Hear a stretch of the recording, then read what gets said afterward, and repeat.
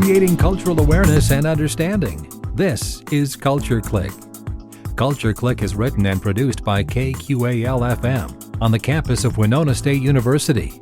2,000 acres of land untouched by man. The forest rings with the sounds of birds, and the rivers are clear with the beauty of nature. You own this cut of the world. Not a human, building, or train in sight, or earshot. Just the sound of fauna and the sense of flora, and the feeling of Minnesota weather in the boundary waters. You spent so much time in this land, but you see the wonder and you think to yourself, what happens after I'm gone? What will happen to this land? Today on Culture Clique, we speak with someone who had this story and gave that 2,000 acres of land away. Join us today as we speak with Mike Freed, better known as Loon. We'll hear his story and why he did it. Come learn the history of the boundary waters and of a Northern Loon on today's Culture Clique. Alright, so I'm currently joined in the studio by Loon, although that's not your real name, is it? No. That's my trail name. It's a secondary personality I took on after I retired. Well, first things first, I know you have a letter that you wrote to the people of Minnesota, and I know I was supposed to receive it, but I didn't seem to get it in the mail. Would you mind reiterating what is on that letter? Well, I made a gift to the people of Minnesota. I had hiked the Appalachian Trail, and I came to the end of the trail. This is all in the movie Loon. When I came to the end of the trail, there was a sign just before you're going up at dawn so you can get up the mountain and down. It's a 5,000 foot ascent, so you get up and down before dark. And it's a pretty hard climb, but you've been hiking for 4 to 6 months, so you're ready to ascend this big mountain. And at the bottom it said, "Man is born to die.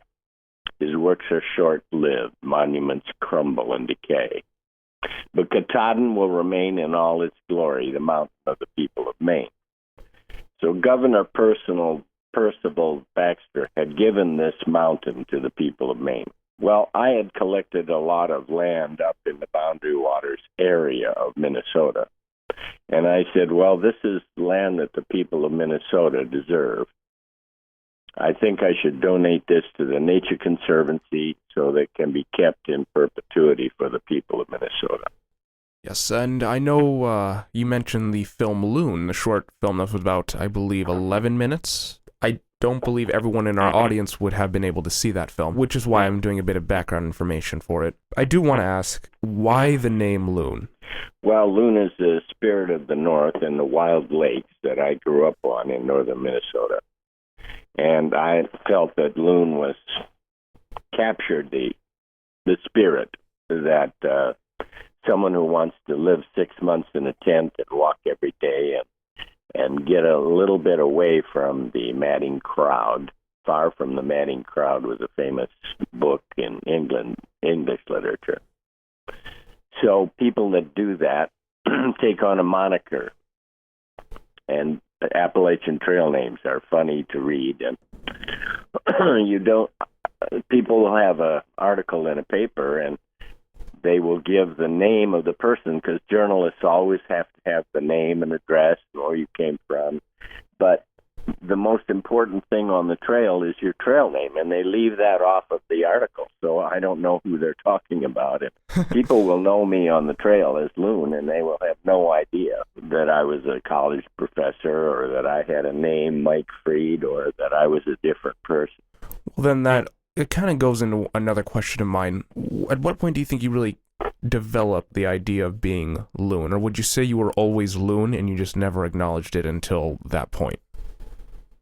Well, it's a matter of going back into your childhood and finding the images that have driven you partially through your life, but you didn't know it, because we live in a kind of a superficial world of day-to-day cerebral thinking and trying to solve problems, or in my case, teaching every day and getting your notes together and appearing in front of classes and telling the history of parks or recreation or wildlands or forests. And to dip down into an older frame of reference.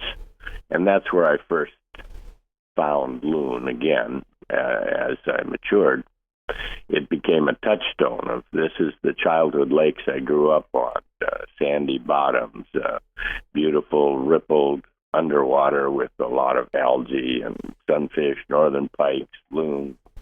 Those are the things that I remembered from childhood that gave me a great deal of pleasure. So I became Loon. I guess that answers another question. What inspired you to have such care for the environment? It would have to be those childhood memories, yeah? Yes, I mean, I in the letter to the people of Minnesota, they're the people who raised me, who educated me, who cared enough for me to send me out in the world with some credentials and some training and to be of service to others. And then years later, you come back to your own state and you give thanks for where you came from. I came from strong immigrant parents. My grandparents were immigrants, not my parents. So I was a third, fourth generation Scandinavian immigrant. And I was just thankful for the amazing education. We had a German principal in Hastings High School, and we had an Eastern European head of the superintendent of schools. We had a German lady that was my German teacher, but she was also the high school administrator, and all the teachers that taught me. I mean, I had a wonderful and safe upbringing. I was very lucky. I knew all my grandparents. How many children today know all four of their grandparents? Some kids don't know either one of their parents, or one parent raises them, and so you get detached from your past. I can say that I see that too. A lot of, at least my generation, really can't say where their family came from and what got them to where they are today. And of course, I'm no different. But it does become a point of fascination, like where did we come from and how does that make us who we are today, and how can we make that to where we're going? But we brought the area of the Boundary Waters to which you've come to own and come to give to the people of Minnesota. Why did you give it away? You could have sold it for a good portion of money. Why didn't you? Well, I didn't want it to be disrupted. In the movie, I explain that someone will buy this property and they'll cut a road in and they'll put in a little cabin or they'll subdivide it. Realtors were hounding me to sell off parts of the property. And I didn't think that that was what I wanted to see as a future for these lakes. Now, there's 6 wild lakes.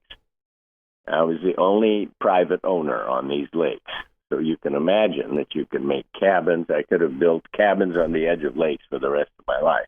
And my children and I did build a handmade log cabin on the shore of Lake Superior on one of those subdivided lots that someone put in they bought Ole Skraffel's old piece of property. He was a Norwegian fisherman, and they split it up into 7 or 10 lots, and I ended up buying one of the lots and building a cabin with my children. So I could have done that probably for the rest of my life, but I felt that it needed to be kept in one piece, and that's what I did with it. Now, I did sell it to the Nature Conservancy for way below the market value of the property. So I was able to get enough money to buy a little cabin nearby, near Duluth, Minnesota, north of Duluth up in Brimson.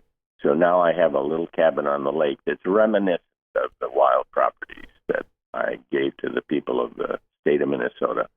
It's interesting that you mentioned Duluth because I actually just did an interview a few weeks ago with the producers of Freshwater, who also did a big focus on Duluth thanks to its location next to the Great Lakes. And part of what makes me interested about that area is the fact that there's the unknown of what we don't know. That kind of brings me to other questions, but before I get to those, I'd have to ask, is that log cabin you built still there today? Yes, it is. Do you have... I sold it to some other owners, and I haven't gone back. And now I own a cabin that was built by 3 generations of the Bislows out of 2 harbors. And they were a remarkable family. Grandpa bought this 1-acre piece with 100 foot of frontage on a small lake north of Duluth. And he got it from a surveyor who was paid by the mining and forestry companies with a piece of land. He said, I've been doing all this surveying for you, and you're making money on these trees, and you're making money on the lands that I've surveyed, but you haven't paid me. So they gave him a big chunk of land on the south side of the lake. And he immediately subdivided it into 100-foot lots. So Grandpa Bislow went down to the office and bought one of them. He was one of the first person. He bought it for $300. And he got back and sat on the edge of the lake, and he said, boy, that corner lot over there, that's 2 doors down. That's a good lot. I'm going to go get that one, too. And he went back, and all the lots had been sold in one day. There was a big land fervor in the 1800s, late 1800s. And, Minnesota grew up with people on the edge of a lake in a little summer cabin. So he built a log cabin, and his son helped build it, and his grandson remembers living there in the summers with Grandpa. So I kind of went back in time and used the money to buy a little cabin on a lake. But the gift of 2,000 acres to the people of Minnesota was the most important part of I'm happy with just a little chunk so I can watch the loons come sit under my dock, and the geese actually get up on the dock and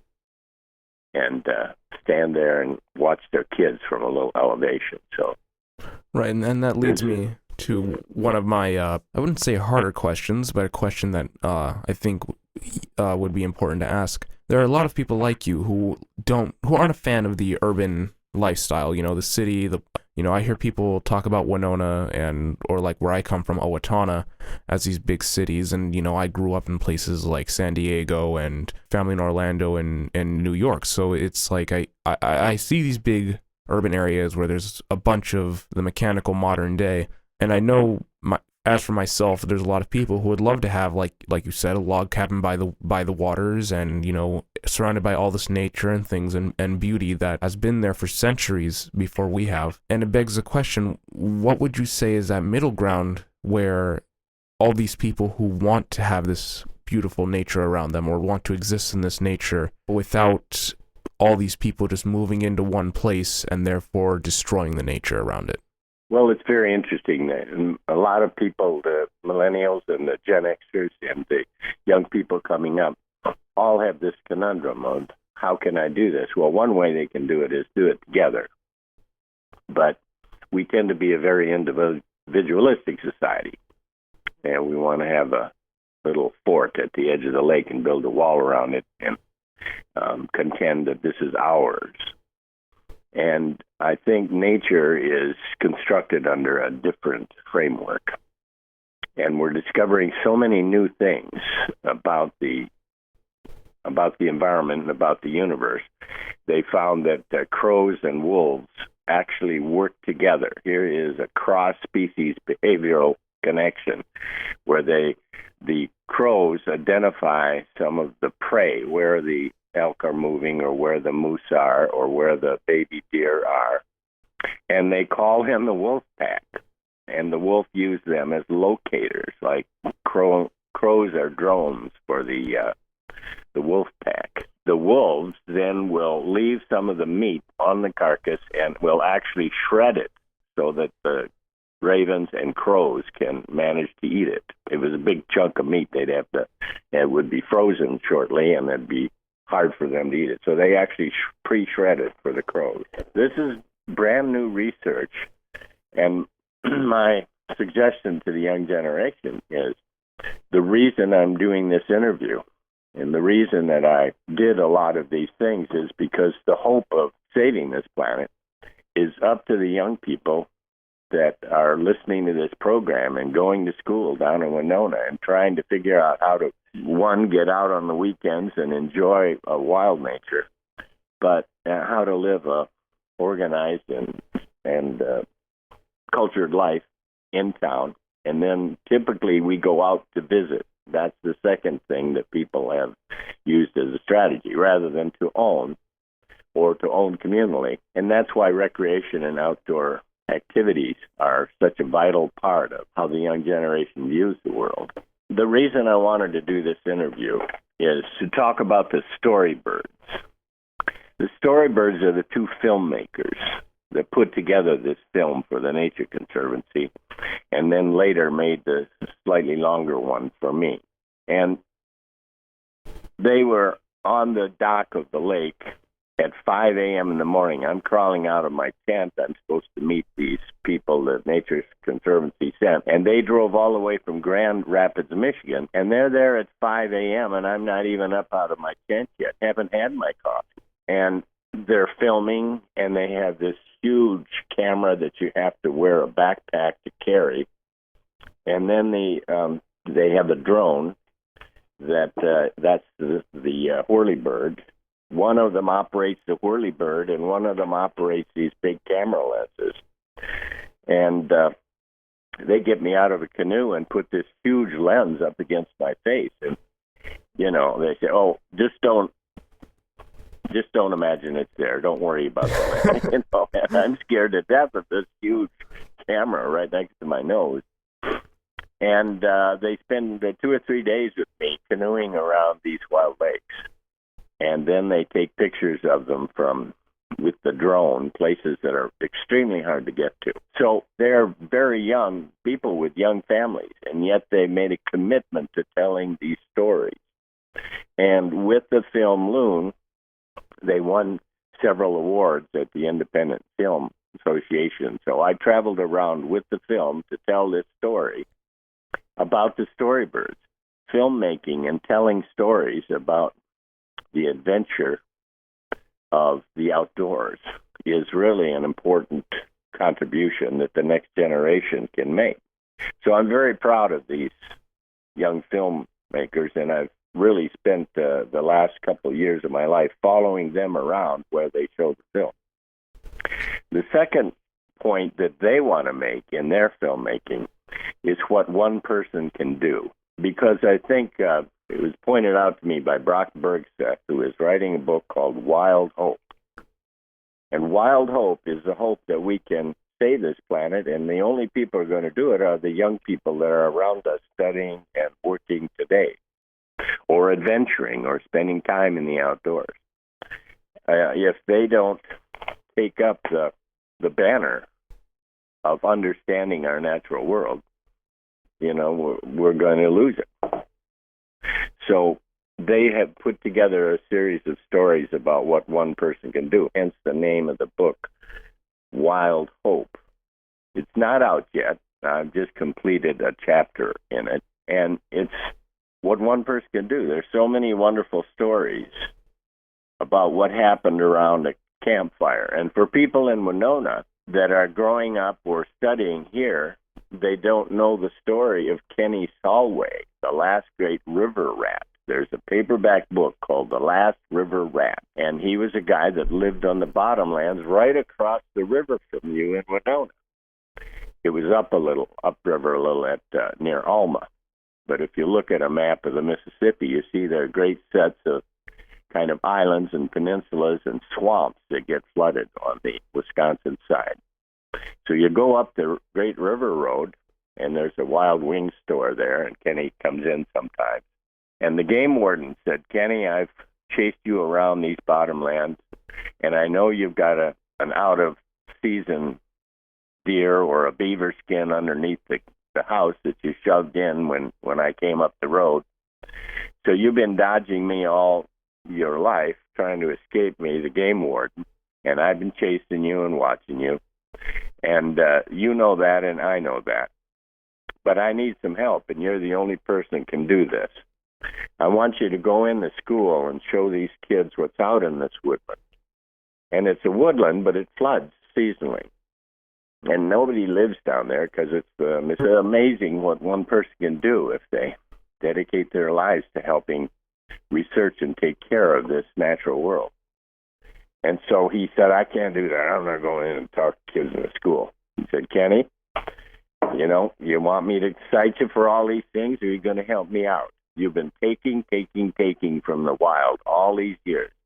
It's time for you to give something back.